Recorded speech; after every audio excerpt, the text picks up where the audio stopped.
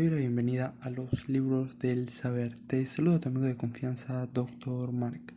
Hoy conversaremos de la obra Tráfico, de los autores Rita Vázquez y Scott Bronstein. Hablar del narcotráfico y su incidencia dentro de la República de Panamá y la región resulta un tema de magnitudes amplias, ya que normalmente acarrea persecuciones y es muy conocido casos de periodistas que investigan, desentrañan y los cárteles y las organizaciones dedicadas a esta actividad ilícita terminan por cobrar con sus vidas.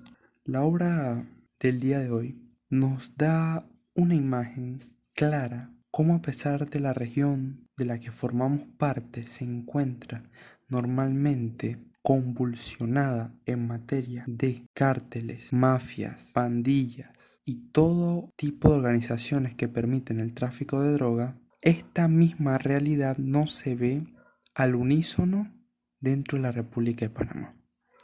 Una de las ideas principales que nos da a entender es que Panamá necesita esta tranquilidad, puesto que los negocios ilícitos tienen la necesidad de un lugar donde puedan limpiar su dinero, donde puedan realizar sus acciones, un lugar que no sea controversial y que no esté bajo el ojo vigilante de cualquier otro país, que todo parezca normal, donde no se derrame sangre por guerra de drogas, donde nada de esto ocurra, como un pacto que existe donde grandes narcos pueden, con total libertad, por ellos mismos o por sus representantes legales, realizar acciones.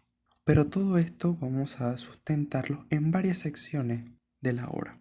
Lo primero que hay que ver es qué ocurrió luego de que la invasión de 1989 se llevó a cabo. Y cito: tal vez una de las consecuencias más importantes de la decisión tomada por el gobierno panameño luego de la invasión de 1989 de eliminar el ejército por orden constitucional fue precisamente esta. Las zonas vulnerables, como los barrios más peligrosos y las regiones inhóspitas, entre estas las zonas fronterizas, quedarían a merced de una estructura policial dirigida por civiles, en algunos casos sin ningún entrenamiento táctico o policíaco. Para suerte de algunos y desgracia de otros, estas comunidades no estaban al olvido de todos. Tenían una especie de salvador, las FARC, y en especial el Frente 57. Este grupo estableció algo semejante a una economía ficticia, basada en la compra de exuberantes bienes, en la que llegaron a pagar hasta $300 por un saco de arroz. Ante esto, el gobierno buscó la manera de acabar con esta situación. Se menciona, para la redacción del libro, se entrevistó al director del Servicio Nacional de Frontera, Eric Estrada, que dijo: los darienitas no identificaban quién era su autoridad, y agregó que ellos pensaban que eran las FARC. La situación era tan complicada desde aquellos años que la autoridad no era identificada.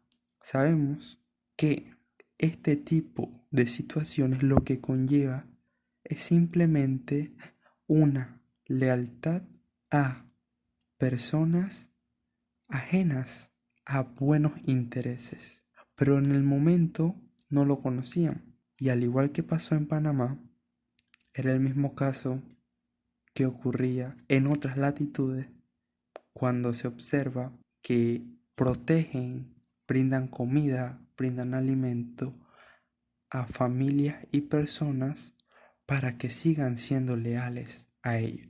Los Estados Unidos han interferido mucho para que la guerra de las drogas termine. El libro describe con exactitud cómo esto se lleva a cabo, y es precisamente esta esencia la que necesita ser conocida por todos. Con mayor detalle se podrá observar todo aquel que pueda leer la obra. Pero no puedo dejar pasar por alto que las estrategias que han ido ocurriendo a lo largo del tiempo conllevan fracaso en esa lucha por erradicar en las drogas porque no se combate directamente al sistema, sino que se busca un chivo expiatorio y a ese se le echa la culpa de todo. Es decir, se piensa que la fiebre está en la sábana. Cito esto. Así inició el Plan Patriota para recuperar las zonas que eran controladas por la guerrilla. Esta posición recibió el apoyo incondicional de Estados Unidos, especialmente luego de los ataques del 11 de septiembre del 2001, cuando el recién estrenado presidente George W. Bush juró no negociar con agrupaciones terroristas. Más fondos fueron otorgados para esta lucha y desde entonces las FARC, la AUC y ahora el Ejército de Liberación Nacional ELN pasaron a ser consideradas organizaciones terroristas internacionales. En pocas palabras, de nada sirve que las autoridades incauten drogas si no persiguen el patrimonio que poseen los criminales gracias al tráfico de esta sustancia. En lo que falló el país más poderoso del mundo fue en entender que no necesariamente la fuerza es la mejor arma para ganar todas las guerras. En este caso en particular, es más que lógico pensar que mientras exista demanda, o sea, gente que consuma cocaína, heroína, metanfetamina o marihuana, habrá narcotráfico. Nos deja mucho que pensar, porque esta empresa que lleva adelante Bush también la llevaba adelante otras administraciones previas. Y no es cuestión de partidos republicanos o demócratas exclusivamente, ni de si Estados Unidos apoya o no a la erradicación del tráfico de drogas, sino que las estrategias que utilizan no son las adecuadas, porque al final del día cometen los mismos errores que cometieron sus predecesores simplemente para hacer ver o hacer creer que están ganando, cuando en realidad el narcotráfico les ha ganado. Mencionando el tema de la narcopolítica en Panamá, se debe hablar de lo que ocurrió y la primera fuente documentada que demuestra los inicios de la narcopolítica formalmente hablando en este país. En los años 90, en Panamá, cuando todavía era posible salirse con la suya, se supo que para la campaña presidencial de 1994, en la que salió victorioso el candidato del Partido Revolucionario Democrático, el brazo político de la dictadura recientemente derrocada, el narcotraficante José Castrillón Henao aportó 2 cheques que totalizaban $51.000. Aunque la cantidad pareciera irrisoria, se trataba de la primera vez que en Panamá se ponía en evidencia la infiltración de dinero derivado del narcotráfico en la política. Aunque Castrillón Henao fue detenido y extraditado, este hecho particularmente nunca se investigó. Hay mucho más que mencionar, pero por el día de hoy quisiera hacer una reflexión. La corrupción es un mal que afecta no solamente a la política, sino a la vida. El individuo que se corrompe y lleva a cabo las prácticas condena a sí y a los demás que se encuentren bajo su responsabilidad en una posición de poder.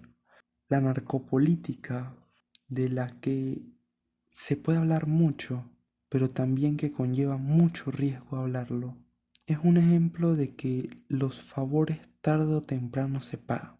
¿Y qué es lo más importante de todo esto? Al final del día, la integridad es lo primero que se pierde cuando se recurre a estas prácticas para financiar las campañas, para ganar puestos, para conseguir de cualquier manera el propósito egoísta que se pueda llegar a tener. Pero también los favores se pagan. Y cuando Se deja de lado a aquellos que llevaron a las personas al poder, aquellos que te consiguieron ese puesto. El cobro cuando lo realicen no será de buenas maneras e inclusive se tendrá que responder muchas veces con la vida, como ya se ha visto. No hay nada tan precioso como la vida, nada tan importante como la integridad y la honestidad. Al final del día, solo nos queda lo que somos y lo que hacemos, las decisiones que tomamos. Si queremos construir un mejor país, debemos hacer lo correcto y no recurrir a estrategias, caminos o hacer de la vista gorda ante los casos que denigran al país y a la sociedad. Te ha hablado tu amigo de confianza, Dr. Mark, y nos veremos la próxima.